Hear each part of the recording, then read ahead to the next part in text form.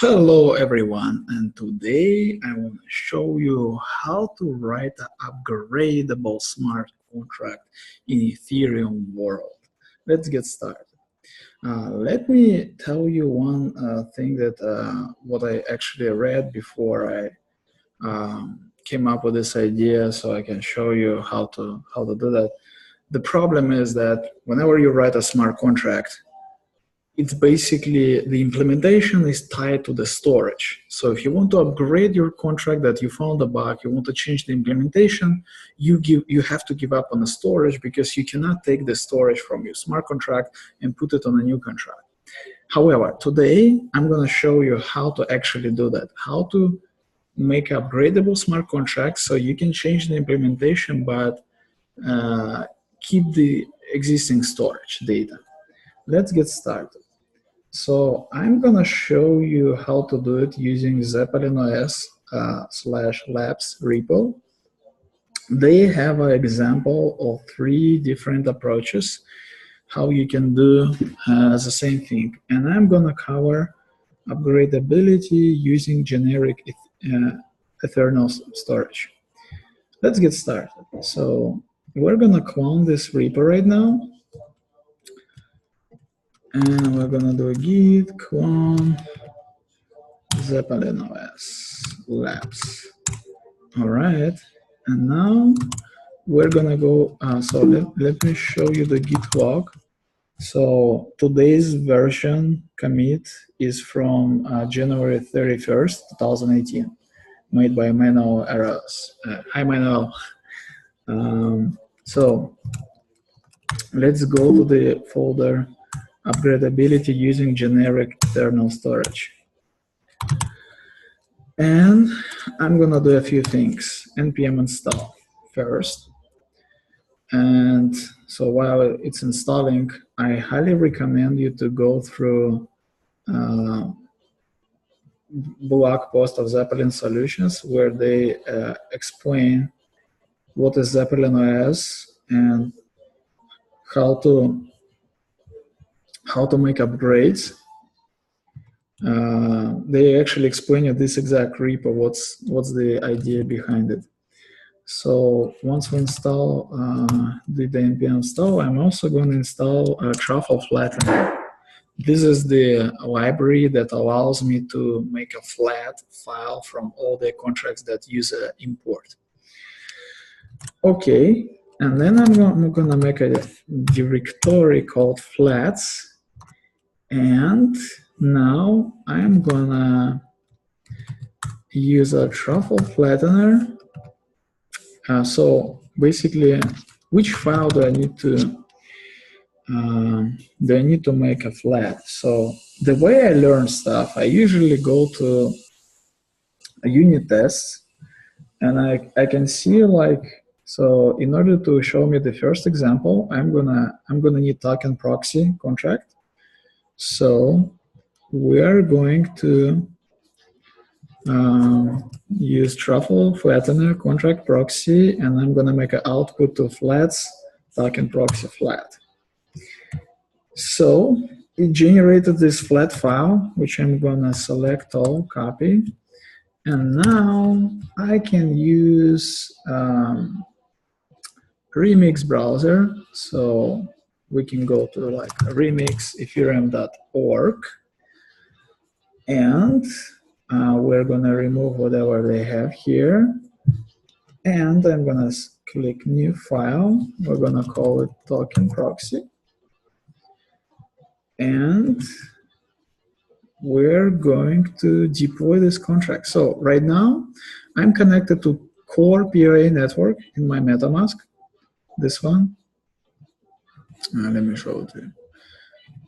It's a very fast proof of authority network, which you can use. So I'm going to select a token proxy contract, and I'm going to hit create. So that looks good. See how fast it was, right? We can see that.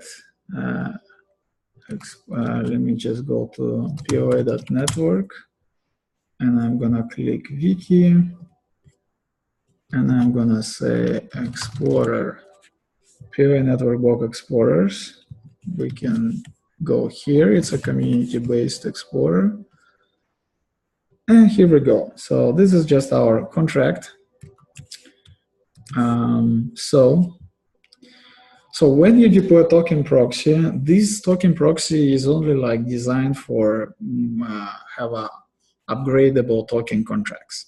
So if you want to build some custom-based token contract, you have to work a little bit on it. I'm gonna cover all the details later. So then, let's say we have some token contract, token version 0.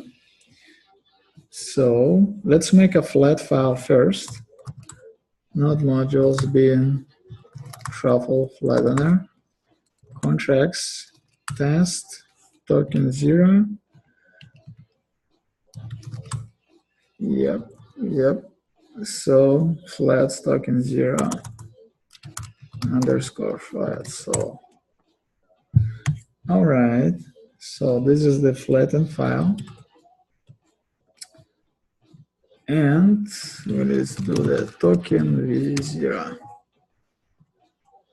We're gonna paste it here. It compiled fine. Then let's select token v0. And we're gonna deploy this guy to POA network. All right. So we have deployed it. Now, what do we need to do? Let's see the unit test. So when you deploy the new token proxy, you deploy the token v0. Then we need to call upgrade to function with argument 0 and our address of our contract. So which is essentially saying, all right, here is our first version of our token proxy. So we're gonna say 0, and we're gonna pass this token contract address. And we're gonna call to upgrade to submit. And after that,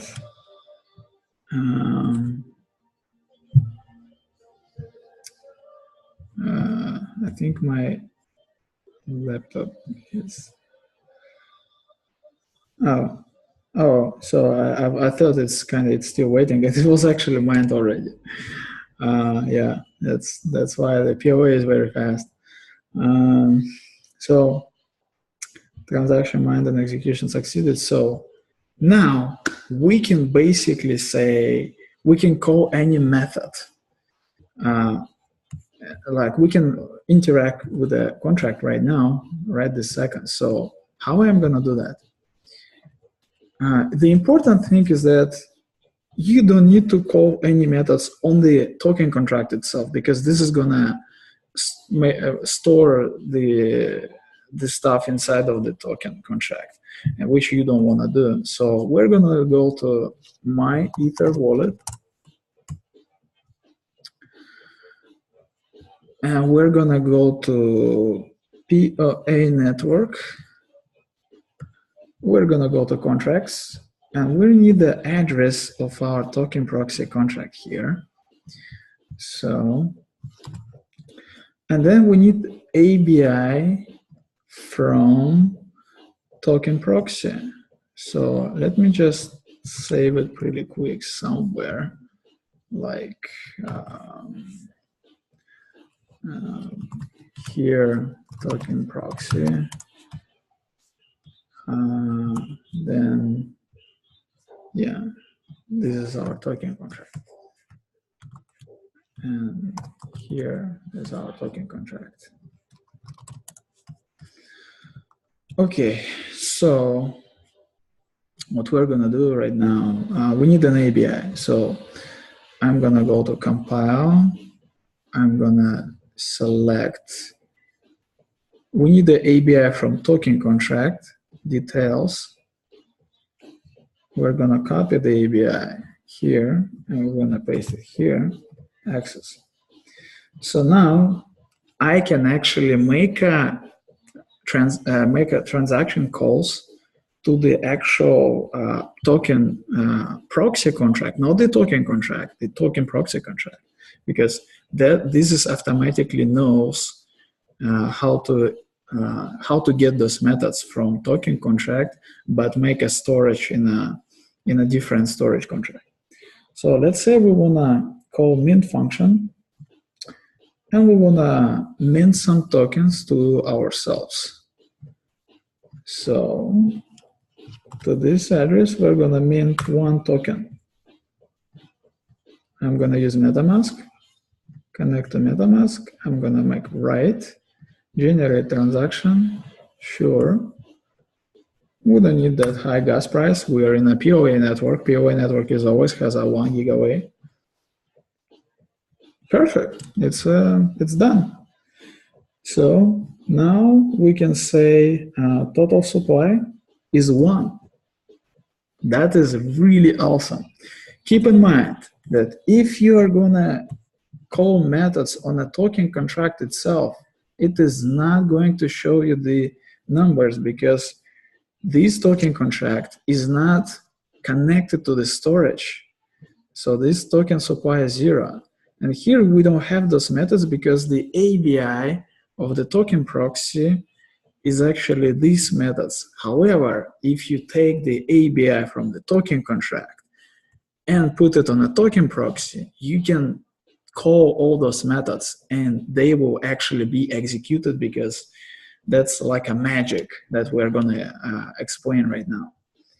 So let's say we want to add some functionality to our contract, or we found some bug and we want to modify our contract keeping the same storage, and I'm going to demonstrate you right now. So let's say this first version, we added a function called finish minting, so we can no longer can mint this contract, because right now we see like here we have the mint function and we can just mint as much coins as we want. And let's say some people call us scammers and say, hey, stop minting, please implement this function so you can start minting the coins. All right, that's fine.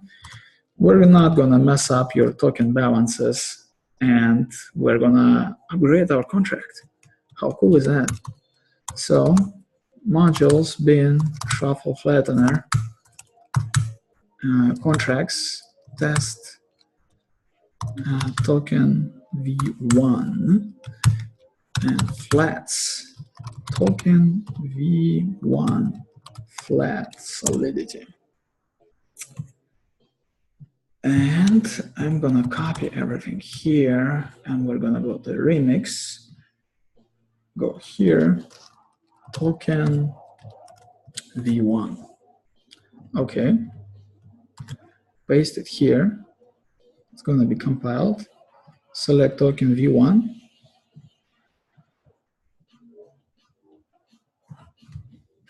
Then we're gonna deploy it, submit. 1, 2, 3, 4, 5.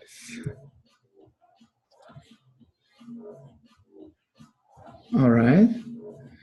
So the token is v1 is deployed. It took a little bit longer because the amount of code was quite a lot in this contract. So, and now how do we upgrade it? We need to call a method upgrade to version 1, and we're going to paste our new implementation contract. Let's just verify that that's the right way of doing things. So let's say, yeah, we did call this. We deployed our new contract. And they showed how you can actually upgrade and call. We can certainly do that, upgrade and call. So, however, we would need to encode some data, initialize with address and token owner. Let's see what does this method does initialize. Actually, that is totally okay. We're gonna call it through the ABI, so we don't need to. However, we can do that, but I'm just gonna call upgrade to new version. So let's do that. Submit. And we can, all right, it's mined. So we can check right now so I'm gonna click access. We can still check the same token proxy with the total supply. It still shows one. Woohoo! Let's see if we call the version. See, it's no longer version 0, it's version 1. So we actually right now have this new contract already working. However, since we added some method, we don't have the latest ABI. So we need to grab the new ABI from here. We're gonna go to token v1 details, copy the ABI here, and go and do this access. Great. So now we can still check version 1. Great. Total supply 1. Nice. And now we can call the method finish minting. So now, I mean, we can still call like mint or balance of our address, which is this address. Read. Yep, that's our balance. We can call mint, same address, 1. Yes, yes. So sometimes, oh, you know why? So it shows us that I'm gonna throw you an error because you didn't initialize this contract. That's why we skip the initialization. So we need to initialize it first. Initialize owner. I'm gonna be the owner, token owner. So that we'll be able to call mint function. We don't need 28 GUI, it's POA network, right? All right, cool. So now we can call the method initialized true. Nice. So now we can call mint function, and we can now execute this function. Perfect. No errors. Submit. Great. Now we can check the total supply. Let's do it one more time. Okay, total supply is 2. We have successfully minted one more token. And now we can call finish minting because we just added this functionality to our contract. Let's do that. No, 1 gig away. All right, we can view the transaction here. Okay, great, it's minted. So now we can call, so let's see what other methods we have here. Token v1, is there a method to check minting finished? Perfect. So minting, not the finish minting. Where is that? Okay, this one. Great. So now we can no longer call mint method because we just successfully called finish minting. So in order to prove that, MetaMask will show me, yep, transaction error, execution thrown in contract code. So don't submit it.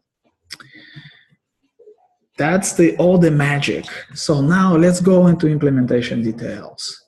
Let's see, how does it actually work? And the way it works, all the magic is in this contract, proxy. So proxy has this fallback. This is a magical fallback function that actually does all the magic here. So this is the abstract contract. So if you use that, you have to implement implementation function, and all this assembly magic that is actually providing you this magic that you can call this to the address, which is going to be returned into this function, and it's going to read the data that you're passing to, and it will be executed. So in the upgradability storage, so that's the where the address of the address of your contract is stored. So remember we passed the version and address.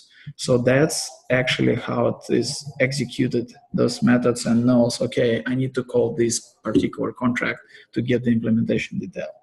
The actual storage is here. So which makes it very interesting. So it's basically mappings of bytes 32 to all the types in Solidity. Unsigned integer, strings, address, bytes, Boolean, integer. So, and then you have to write a contract in a very specific way. It's not like the usual way that you would do. So let me show you an example. So in our first version, so see, they don't use something like return total supply variable. You cannot do that. You have to use those mappings from this storage, like you in storage, then they're using the hashing, so they hash the value of this like kind of method. It could be arbitrary, and that's how it actually works. So every method has to use those mappings in order to access the values. That's amazing. That's beautiful. Thank you, Zeppelinoes. Thank you, Aragon team. That is really awesome. And personally, I'm going to upgrade all my contracts right now to use this particular pattern, because I believe this is the future of smart contracts, and it's mind-blowing. Thank you. This is really cool. And if you want to dig into more details, just go to this repo, study every single line of the code. This will help you to really understand all the logic behind it. And unfortunately, I haven't studied a lot Aragon 3.0, which seems really awesome. They have implemented access control lists in smart contracts, which I believe is really, really cool. Thank you.